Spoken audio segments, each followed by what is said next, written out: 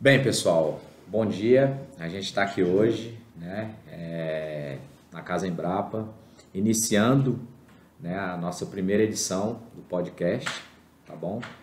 Hoje nós vamos conversar sobre um assunto muito importante, que é o Novembro Azul, né, e os cuidados que nós, né, homens, temos que ter com essa questão aí do câncer de próstata, tá bom? Então, o Novembro Azul, né, ele é tratado agora, né, tem esse aniversário, digamos assim, aqui no mês de novembro, né, e o nosso intuito aqui é fazer um debate para que a gente possa, uma discussão, até né, algumas curiosidades que temos aqui, tá, para falar sobre o diagnóstico precoce, né, do câncer de próstata, tá bom? Eu sou o Eurípides, tá? Sou diretor aqui na Casa Embrapa, tenho satisfação de estar aqui à frente da diretoria neste último triênio. E hoje os nossos convidados, né, são o Leonardo Gaspar, que é enfermeiro aqui da nossa auditoria médica da Casa Embrapa, e o doutor Ricardo Ferro, né, que é médico, urologista, especialista em cirurgia geral, com capacitação em cirurgia robótica. Então, agradecendo aqui a participação de vocês, sejam bem-vindos ao nosso bate-papo sobre saúde e bem-estar, tá? Então, né, vou pedir aí a apresentação dos senhores, fiquem à vontade. Primeiramente agradecer, né, doutor Ricardo, nosso diretor Eurípides, né, eu sou Leonardo, sou enfermeiro, né, formado, aqui na Casa Embrapa eu estou como enfermeiro auditor com especialidade de auditoria, e o convite foi feito porque justamente no meu TCC há 6 anos, né, a gente tratou sobre câncer de próstata, e é um assunto assim, né, que a gente, nesses longos anos, a gente, tanto aqui na Casa Embrapa como nas outras empresas que eu passei, a gente sempre está discutindo, né? Então, assim, eu vejo que é muito importante a questão da prevenção, né? Antes mesmo da gente falar do tratamento. E é isso aí, eu vou deixar com o doutor Ricardo agora para ele se apresentar e a gente iniciar. Inicialmente, agradecer imensamente o convite, a satisfação, uma honra estar aqui com vocês. Muito obrigado, Eurípides, ao diretor Alan e ao Leonardo. E eu sou médico urologista, né, com especialização na área de oncologia, que é a área que trata do câncer, né? E uma dedicação muito grande à cirurgia robótica, que sem dúvida nenhuma foi um grande avanço nesse campo. A metade das cirurgias robóticas do mundo são para câncer de próstata, para o tratamento do câncer de próstata. Daí a grande importância do tema cirurgia robótica na urologia. Bem, excelente. Então a gente vai começar aqui, né, falando sobre o que a gente sempre busca aqui na Casa Embrapa, que são ações de promoção à saúde do homem, que, né, e eu digo por mim mesmo, ainda está cercado aí de grandes tabus, né? A gente ainda tem essa questão latente, eu não posso me negar, eu sou um deles. Tá? Então a gente buscou aqui alguns questionamentos técnicos e eu vou iniciar aqui, doutor, com um questionamento para o senhor poder ir nos esclarecendo, tá? Então, apesar das tentativas de parecer invencível, a história já nos mostrou que essa não é uma verdade, né, verdadeira, digamos assim. Os reflexos dessa cultura existem até hoje. Um dos exemplos é o preconceito que envolve o exame de próstata, é o que a gente estava falando aqui agora, né? Muitos homens são diagnosticados quando a doença já está em estados mais avançados, o que leva a uma alta taxa de óbitos. Então, doutor, eu queria que o senhor falasse um pouco, né, com relação a essa questão que é justamente uma problemática para nós homens, e é isso, né? Nos ajude aí. O câncer de próstata é o câncer mais comum do homem quando a gente exclui os cânceres de pele, né, que em geral são cânceres menos agressivos. Então, os cânceres importantes, para o homem, o câncer de próstata é de extrema relevância, dado numericamente ser bastante relevante. A gente vai ter no Brasil, nesse ano, mais ou menos 60 mil novos casos de câncer de próstata diagnosticados, ou seja, 60 mil homens brasileiros terão diagnóstico de câncer de próstata somente em 2022. E o grande problema do câncer de próstata é que ele não tem qualquer sintoma na sua fase inicial, onde os tratamentos são muito mais favoráveis. Daí, campanhas como o Novembro Azul, que vem para conscientizar, para alertar o homem sobre a avaliação periódica, ser extremamente relevante. Então, meses como o Novembro Azul trazem os pacientes em maior número para a consulta periódica, que é a única forma de se realizar exame, aliás, diagnóstico precoce. Esse é o objetivo de campanhas como o Outubro Rosa, que lembra as mulheres do câncer de mama, e o Novembro Azul, no caso do câncer de próstata, e até um pouco mais que isso, do cuidado da saúde do homem, né? O homem não tem uma rotina de avaliação periódica como a mulher tem. As mulheres vivem, em média, 7 anos mais que os homens, não por uma dádiva divina do Senhor, não. É uma coisa fisiológica, né? Não é por uma questão de comportamento, né? Não só comportamento no trânsito, muitas vezes, na prudência, mas também com a própria saúde. As mulheres, elas, ao iniciarem a sua vida sexual, elas passam aí anualmente ao ginecologista. E o homem não faz isso em nenhuma área, ou seja, nem vai ao urologista, nem vai ao clínico, ou seja, o homem acaba indo consultar quando ele tem um problema, ou seja, quando dói a cabeça, quando dói o pé, quando dói a barriga, ele vai consultar. Tá? Mas é aí que está o perigo, ou seja, o câncer de próstata não tem qualquer sintoma. Então o diagnóstico precisa ser feito de forma proativa. É interessante isso porque a gente, né, eu sou um deles que sou muito daqueles que vão na farmácia. Né? Aí deu uma dor aqui, eu vou ali e falo para o farmacêutico, não, então a gente acaba empurrando o que diferencia, né, da mulher mesmo, que se cuida, vai ao médico, faz um diagnóstico. Bem, indo nessa questão, e aí é uma preocupação, né? Eu não tenho sintomas, como é que eu vou fazer? Então assim, doutor, se eu tenho uma suspeita, né, existe uma série aí de fatores, o senhor vai dizer para a gente que, né, podem nos indicar a fazer esse exame ou ficar com essa preocupação. Então, quais são os exames necessários, né, para um diagnóstico de câncer de próstata? O câncer de próstata tem alguns fatores de risco. Para essa população de fator de risco, os exames periódicos devem ser iniciados aos 40, 45 anos de idade. Quais são esses fatores de risco?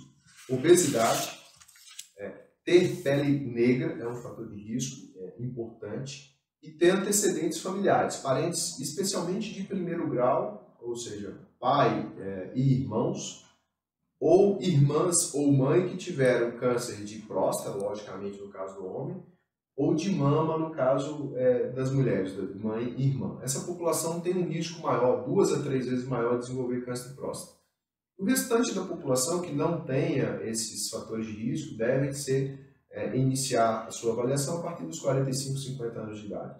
Os exames consistem em o exame de sangue, que a gente chama de PSA, que é uma tradução para o português de antígeno prostático específico, ou seja, é uma proteína que somente a próstata sabe produzir. Então esse é um exame importante, mas não pode ser a base do diagnóstico, ou seja, muitos homens vão ao médico, solicitam exames de sangue rotineiros, hemograma, glicose, colesterol, e incluem PSA. E acaba que eles mesmos interpretam o resultado. Não, esse resultado está normal, não precisa ir no urologista, não precisa nem voltar no médico. Né? Isso é um grande risco, tá? Porque não existe um PSA, até tanto é normal e a partir disso é anormal. Não, isso é muito individual, porque o PSA ele guarda estreita correlação com o tamanho da próstata. Quanto maior a próstata, maior o PSA. Então essa avaliação tem que ser individualizada. Daí a ecografia da próstata tem um papel nesses exames. Para a gente não só avaliar o tamanho e comparar com o PSA, mas também para avaliar o principal problema de próstata, na verdade, é o aumento benigno da próstata. Daí há uma confusão que os homens acabam se utilizando dela para não ir ao médico. Ou seja, se eu não sinto nada, eu não tenho nada, não tenho câncer de próstata, não preciso ir. E isso é um grande engano. A partir dos 35, 40 anos de idade, todo homem vai crescer a próstata e esse crescimento benigno que acontece na parte interna da próstata, esse sim é responsável pelos sintomas urinários. Jato fraco, né? Sensação de que não esvaziou completamente a bexiga, acordar mais de 2, 3 vezes à noite para urinar, esses sintomas não têm nada a ver com o câncer de próstata. O câncer de próstata acontece na periferia, na parte externa da próstata, e o crescimento benigno na parte interna, que é onde passa a uretra. Então, o paciente que tem um câncer de próstata que se desenvolveu da periferia até o centro para causar sintomas urinários, esse paciente fatalmente terá uma doença muito mais agressiva, muito mais avançada. E aí, ao invés de a gente curar 90% dos casos quando o diagnóstico é feito precocemente, a gente vai curar 10% dos casos. Então, somente avaliação periódica com exames laboratorial, ecografia e toque retal, que a gente vai suspeitar de câncer de próstata. E nesses casos em que há uma suspeita diagnóstica, a biópsia que realmente traz a constatação de que o câncer de próstata existe. Doutor, já puxando esse gancho aí, que você já falou para a gente sobre sintomas, né, suspeitos, fatores de risco, e a gente sabe, né, é sabido que o grande número de óbitos de CA de próstata no Brasil, ele está classificado entre o segundo maior entre os homens, né? A gente pode estar relacionando essa questão desses números de óbitos, né, dessa falta de busca do tratamento com a questão cultural do brasileiro em si, não só do brasileiro, mas dos homens do mundo, também a questão do machismo em relação à procura dessa prevenção inicial para o diagnóstico de câncer de próstata? O toque retal ele é revestido de tabu, né? Ou seja, o homem latino, eu diria até mais do que nas outras populações do mundo, o homem latino ele tem um grande preconceito na realização do toque retal, um machismo mesmo, né? O toque retal é um exame extremamente rápido e indolor, né? A gente leva 4, 5 segundos para fazer um toque retal. Quando a gente faz uma comparação do toque retal com o exame preventivo que a mulher faz, é covardia, né? O exame preventivo é um exame muito mais desconfortável, muito mais demorado, crucial, precisa ser feito, e essa é uma diferença das mulheres para os homens. As mulheres, elas encaram isso com absoluta naturalidade, de fazer um exame preventivo do câncer do colo do útero, que é o Papa Nicolau. O toque retal ele é um exame que é extremamente importante e muitos homens deixam de ir ao médico por receio de ter que fazer toque retal, sendo que a gente deve levar em conta que isso é um orifício natural nosso, ou seja, fazer um toque retal, fazer um exame de garganta, fazer um exame de ouvido deve ser tratado com a mesma naturalidade, ou seja, se for necessário a realização do toque retal, e normalmente ele a gente precisa abrir mão desse preconceito em homenagem a fazer diagnóstico precoce, né? A gente fala muito de prevenção, na verdade, como é que a gente previne câncer? Cuidando bem da saúde, né? Então, para prevenir câncer de próstata, a gente precisa fazer atividade física, não engordar, não fumar nunca, não beber em excesso, dormir bem, né? São medidas que tratam bem o corpo. Ao fazer isso, a gente previne qualquer câncer, inclusive câncer de próstata. As campanhas como Novembro Azul fazem com que a gente faça diagnóstico precoce, ou seja, ao fazer diagnóstico precoce, sem dúvida nenhuma, o tratamento vai ser muito menos agressivo. Isso vai trazer para a gente menos consequências como a impotência sexual e a incontinência urinária, ou seja, a perda involuntária de urina, que é o grande temor dos homens, né? Só que a gente não pode fugir dessa situação não indo consultar, né? Ou seja, se eu não sinto nada, eu não tenho nada, é uma situação absolutamente um terreno perigoso, né, que a gente precisa evitar. Então, aí só para o senhor finalizar essa parte, eu queria que o senhor repetisse o que a gente estava conversando informalmente aqui, a questão da diferença de um tratamento precoce, né, quando você consegue, né, fazer um diagnóstico precoce, e a taxa de cura para um tratamento, né, já com a doença com estadiamento mais prolongado. Eu queria que o senhor me só falasse, para a gente, né, poder passar para as pessoas, principalmente para os homens, né? O diagnóstico precoce vai trazer para a gente uma cura de mais de 90% dos casos. Ou seja, mais de 90% dos casos diagnosticados no início terão a sua doença curada com apenas um tratamento, porque muitas vezes as pessoas vão confundindo que todo câncer tem que fazer quimioterapia. Não é verdade. A quimioterapia no câncer de próstata é uma situação excepcional, em doença extremamente agressiva e muitas vezes fora de controle, ou seja, fora da próstata. Então, a base do tratamento do câncer de próstata é cirurgia e radioterapia.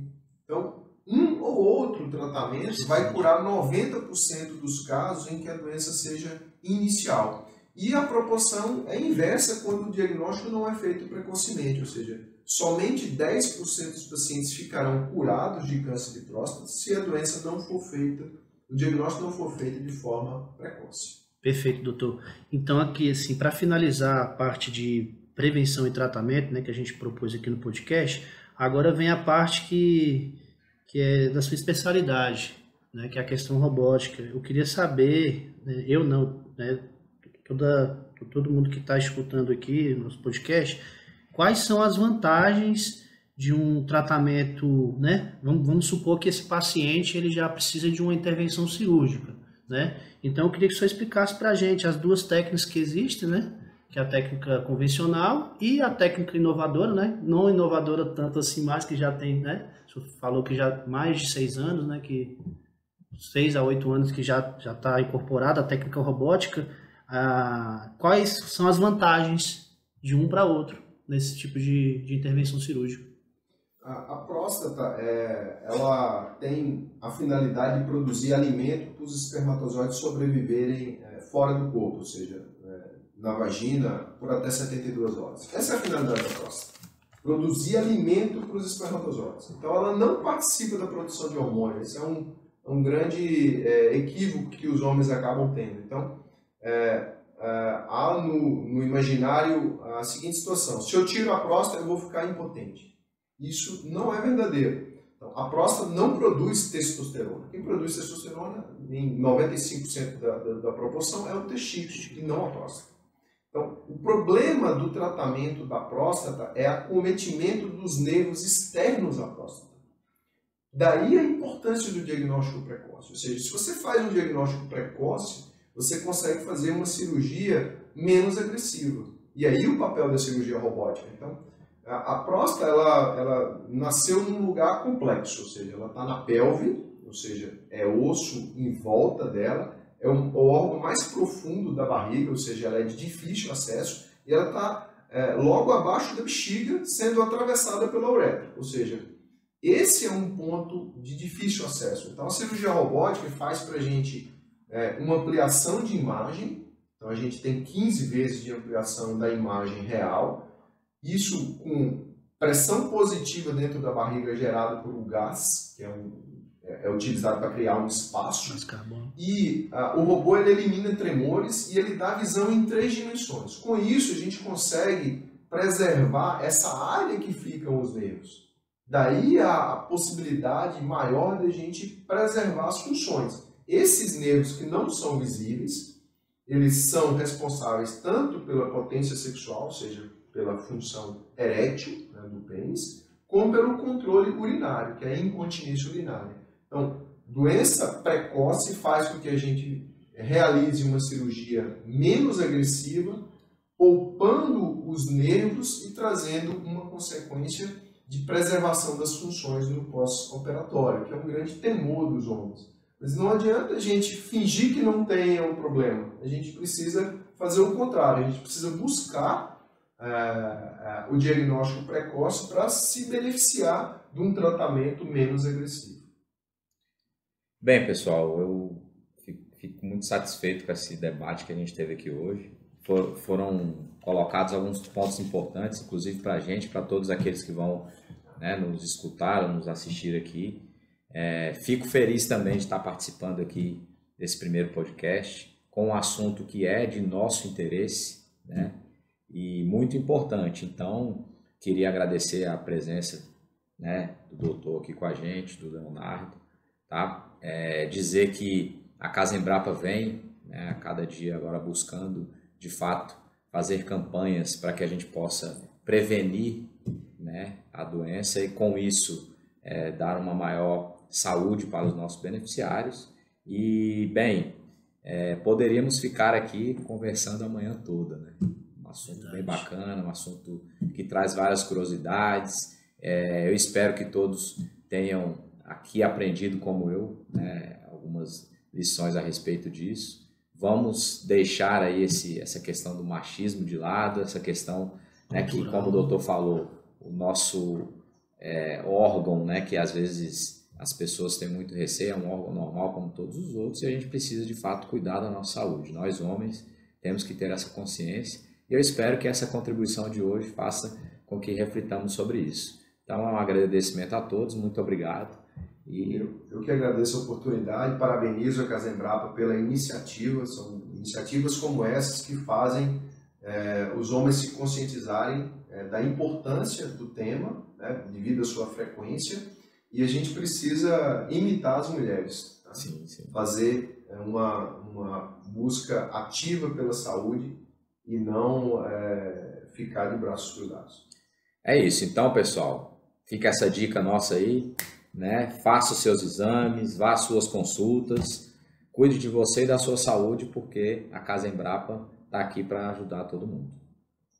O diagnóstico precoce traz, além de tudo, no final dessa jornada, economia, inclusive, de custos. Sim. Tá? Quanto mais precoce é o tratamento, melhor para o paciente e melhor para o sistema de saúde.